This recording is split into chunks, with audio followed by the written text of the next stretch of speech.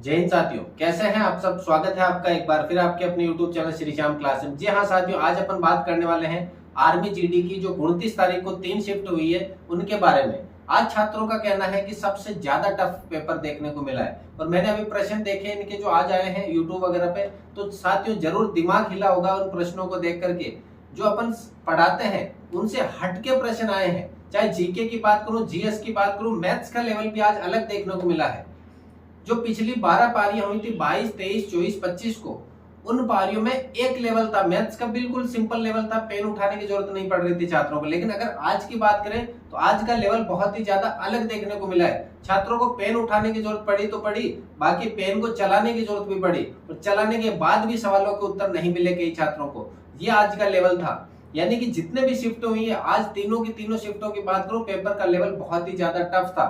खास तौर पे अपन बात करें, अगर जो 22 तारीख की पहली शिफ्ट की तुलना अगर 29 तारीख की लास्ट शिफ्ट से बात करें तो रात दिन का अंतर देखने को मिल सकता है। अब तो अपना यही एक रहेगा कि नॉर्मलाइजेशन इस पूरी प्रक्रिया में होना चाहिए। नॉर्मलाइजेशन ही क्या रहेगा, अंतिम हथियार रहेगा।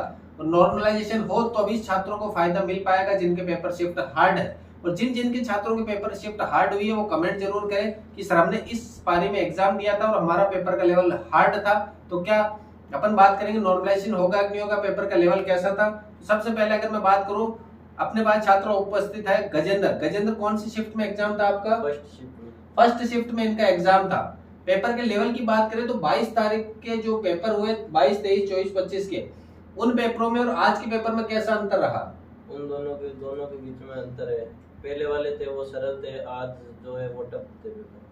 आज वाले टफ लगे। मैथ्स और रीजनिंग की बात करें तो मैथ्स और रीजनिंग गजेंद्र ने, मुझे पता है 100% की ऑफलाइन में अपने यहाँ टफ से टफ सवालों को ये सॉल्व करता था। तो अगर आज के मैथ्स रीजनिंग का पेपर के लेवल, पहले अपन बात करें लेवल कैसा था बाकी प्रश्नों से? आज का लेवल पहले के मुताबिक हार्ड था। तो आपको पेन उठाने की जरूरत पड़ी? आज पेन उठाने की जरूरत पड़ी उस छात्र को जिनका बैकग्राउंड मैथ्स वगैरह से है, जिन्होंने ऑफलाइन में हमेशा 15 में से 15 सही करे। बाकी वाले शिफ्टों की बात करें तो उनको पेन उठाने की जरूरत भी नहीं पड़ रही थी। अगर बात करें रीजनिंग का लेवल, रीजनिंग का भी आज हार्ड था। रीजनिंग का लेवल भी हार्ड था। अगर बात करें अपने जीके की, अगर कोई प्रश्न याद हो जीके का, या जीके का लेवल सरल था, टफ था, किस प्रकार कैसा था? जीके का अभी जैसे वो पूर्व मंत्री पूछा था, ये मुख्यमंत्री, पूर्व मुख्यमंत्री कर्नाटक वगैरह का, जो एक तो देखिएगा साथियों, अब वर्तमान मुख्यमंत्री तो अलग बात है, पूर्व के मुख्यमंत्री पूछ लिया इनसे। और ये सब जो तीनों छात्र उपस्थित है अपने पास, वो जोधपुर एआरओ से है। अपन राजस्थान से बना रहे क्लास, अजमेर इनका सेंटर था। फर्स्ट और थर्ड शिफ्ट वाले छात्र अपने पास उपस्थित है। अब बात करें अपने साइंस का लेवल किस प्रकार से था? साइंस का भी आज हार्ड था। साइंस का भी हार्ड था। किस प्रकार की साइंस आई थी, मतलब कोई 1-2% अगर याद हो तो आपको? साइंस में जो ये मैथ्स के प्रश्न भी साइंस में आए देखने को मिल रहे हैं, ऐसे कि भाई मैथ्स के जो मीटर प्रति सेकंड वाले प्रश्न है वो साइंस में देखने को मिले। आज एक था क्वेश्चन 6 मीटर प्रति सेकंड और 30 मीटर प्रति सेकंड का औसत क्या है। मतलब ये साइंस के सवालों में डाले औसत वाले सवाल। देखिएगा साथियों, औसत का कोई सवाल था मीटर प्रति सेकंड का, साइंस में रखा है। अब बात करें अपने साइंस की, बोटनी से संबंधित सवाल आए थे क्या? बोटनी से एक ही आया था, वो रंध्र पादपों में रंध्र पाए जाए, मतलब श्वास कहाँ से लेते हैं? रंध्रों से लेते हैं। उसके अलावा न्यूमेरिकल वगैरह? न्यूमेरिकल 1-2 आए थे, वो भी हार्ड थे। न्यूमेरिकल वगैरह भी हार्ड आए थे। अब बात करें अपन, दूसरे छात्र है अपने पास, लेकिन अब बात करें कि आपने अटेंड कितने करे प्रश्न? मैंने अटेंड 49 अटेंड करे। बाहर आके देखे होंगे आपने, मिलाए होंगे, तो आपको कितना अनुमान है कि कट पीट के कितने सही हो सकते हैं? 33 से 36 तक। 33 से 36 तक इनके सही हो सकते हैं। और ये वो छात्र है जो अपने यहाँ ऑफलाइन में हमेशा 40 प्लस लेकर के आते थे, इनके 33 तक रह गए। इनसे उम्मीद थी हमें कि 40 प्लस लेकर के आएंगे। जो अपने 3-4 छात्र है जो 40 प्लस लेकर आए वो लेकर आएंगे। लेकिन यहाँ पर बात करें शिफ्ट का बहुत ज्यादा रोल रहा है। अब बात करते हैं अपने दूसरे छात्र है दलीप, आप बताएंगे आपने कौन सी पारी में एग्जाम दिया आज? फर्स्ट पारी में एग्जाम दिया है। अजमेरी सेंटर था? हाँ सर। लेवल की बात करें सबसे पहले, मैथ्स से, ये वो छात्र जिनको मैथ्स से थोड़ा डर भी लगता था, आज इनको बाकी के प्रश्न देख के लगता था कि सर मैथ्स में 15 में से 15 कर देंगे, आराम से करेंगे, मैथ्स लेवल बिल्कुल इजी आ रहा है। तो आज की मैथ्स की बात करें आपकी शिफ्ट के? सर मैथ का लेवल हाई था, लेकिन मैंने अटेंड किए थे मैथ और रीजनिंग दोनों 20 अटेंड किए थे। 20 में से सर मैंने एक गलत है उनमें से। 20 में से एक गलत है, 19 सही है। लेकिन आज मतलब मैथ्स और रीजनिंग का लेवल अप है, लेकिन इन्होंने तैयारी करी है तो उनके लिए नॉर्मल है। जिन्होंने तैयारी नहीं करी उनके लिए टफ हो सकता है। अगर मैं बात करूं अब जीके के प्रश्नों की, जीके का कोई प्रश्न अगर याद हो तो आपको। जीके का सर पोंगल त्योहार पूछा था, उसकी दिशा पूछी थी, कौन सी दिशा में मनाया जाता है। देखिएगा साथियों, बहुत बड़ा प्रश्न है कि पोंगल त्योहार कौन से राज्य पूछते हैं तो नॉर्मल सवाल है, लेकिन कौन सी दिशा में मनाया जाता है, देखो सवाल घुमाया है थोड़ा सा। अब अगर तमिलनाडु के बारे में बात करें, तमिलनाडु अगर अपन को पता है कि उत्तर दक्षिण दिशा में, तो अपन दक्षिण दिशा कर सकते हैं, लेकिन यहाँ एक सवाल से दो शिकार करे इन्होंने। अब बात करें जीएस के बारे में, बात करें जीएस का लेवल। सर जीएस का लेवल पीछे वाली शिफ्टों में बिल्कुल अटके था सर। पीछे वाले शिफ्ट जहां पे न्यूमेरिकल आ रहे थे, बोटनी के सवाल आ रहे थे, 4 से 5 सवाल बिल्कुल इजी पूछ रहे थे। अगर आपकी बात में इजी सवाल आया कोई आपके? इजी सवाल सर कुछ भी नहीं था, ये वो था पौधों में मतलब श्वसन की प्रक्रिया। पौधों में श्वसन की प्रक्रिया रंध्रों द्वारा, एक सवाल इजी देखने को मिला है। बाकी अगर बात करें आपके नॉर्मलाइजेशन की, तो नॉर्मलाइजेशन होना तय है छात्रों, नॉर्मलाइजेशन होना तय है, क्योंकि पेपर के लेवल का रात दिन का फर्क रह गया बाकी शिफ्टों में और आज की शिफ्टों में। अगर मैं बात करूं आपने अटेंड कितने करे प्रश्न? सर 47 अटेंड किए मैंने। 47 अटेंड करे, तो आपके सही होने का अनुमान कितना कि सर इतने तो सही हो जाएंगे मेरे? 35 मेरे सही थे। 35 कट पीट के इनके सही होने के पूरे चांस है छात्रों। देखिएगा 35 के बाद में 33 35 इनके सही होने का अनुमान है कट पीट के।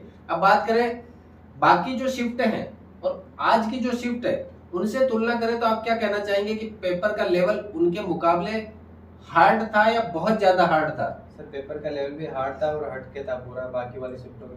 अपन एक ये करते हैं कि पहले जिनका एग्जाम होगा उनको देखकर। तो साथियों बात करें नॉर्मलाइजेशन की, सबसे बड़ी प्रक्रिया है कि नॉर्मलाइजेशन होगा नहीं होगा। इन छात्रों का भी एक प्रश्न है, आपका भी प्रश्न होगा कि सर शिफ्ट हार्ड थी तो नॉर्मलाइजेशन होगा ही नहीं होगा। साथियों सबसे बड़ी बात का मैं जिक्र करूं, नॉर्मलाइजेशन जो है 100% पूरा होगा, क्योंकि एक तो 22 तारीख की पहली शिफ्ट और 29 की जो अपने तीसरी शिफ्ट है उसमें रात दिन का फर्क है, और वो रात दिन का फर्क ऐसे ही चलता रहा तो छात्र नाराज होंगे और उनका रिजल्ट पे पूरा प्रभाव पड़ेगा। इसलिए अगर पिछली बार की बात करें, पिछली बार भी नॉर्मलाइजेशन हुआ है, और ये कैसे हुआ क्यों हुआ वो पता चला जब आरटीआई लगाई छात्रों ने कि हमारे नंबर कितने बने, मेरिट पे हमें क्यों बाहर निकाला गया।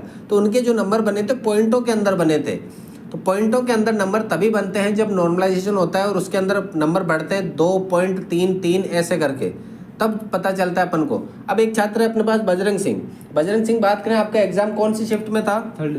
थर्ड शिफ्ट में इनका एग्जाम था। अगर मैं बात करूं सबसे पहला सवाल कि आपने अटेंड कितने प्रश्न करे? 41 प्रश्न अटेंड करे। अटेंड कम करे इन्होंने, क्योंकि ये वो छात्र जितने सही होते हैं उतने ही अटेंड करने की कोशिश करते हैं पूरे। अगर क्योंकि पहली बात तो अगर आपने 15 शिफ्टों की देखें आपने, तो सबसे हार्ड शिफ्ट की बात करें तो कौन सी हो सकती है? 29 की थर्ड शिफ्ट जो इन्होंने दी वो सबसे हार्ड है। साथियों आप भी देख रहे होंगे सवाल हर एक शिफ्ट के, तो आपको भी लगेगा।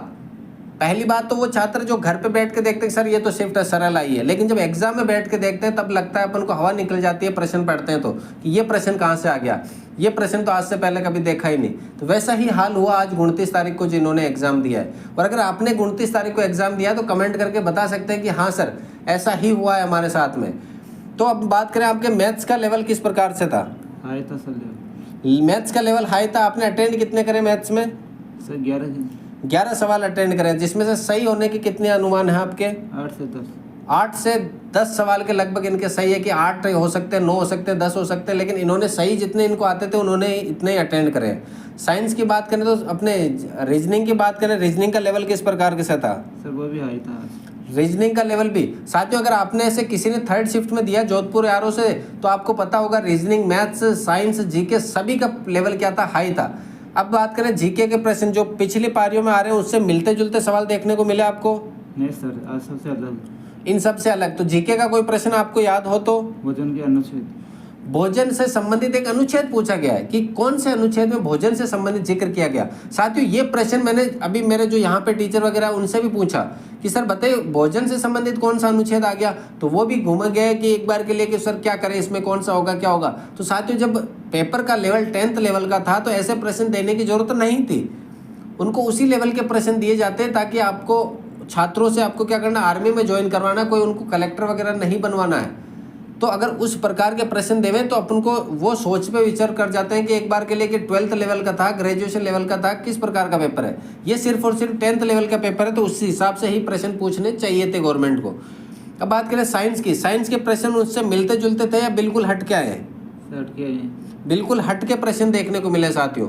हर एक प्रश्न हट के, तो ऐसा कोई प्रश्न जो मतलब पिछले पारियों में आ रहा हो और अब की बार आ गया वापस, कोई प्रश्न ऐसा जो बार बार रिपीट हो गया हो? नहीं मिला सर जो। और ऐसे प्रश्न जो आपने ऑनलाइन पढ़े, ऑफलाइन पढ़े, कहीं पे भी नहीं देखे, ऐसे प्रश्न आ जाए जो? ऐसे एक था प्रश्न। कौन सा प्रश्न है?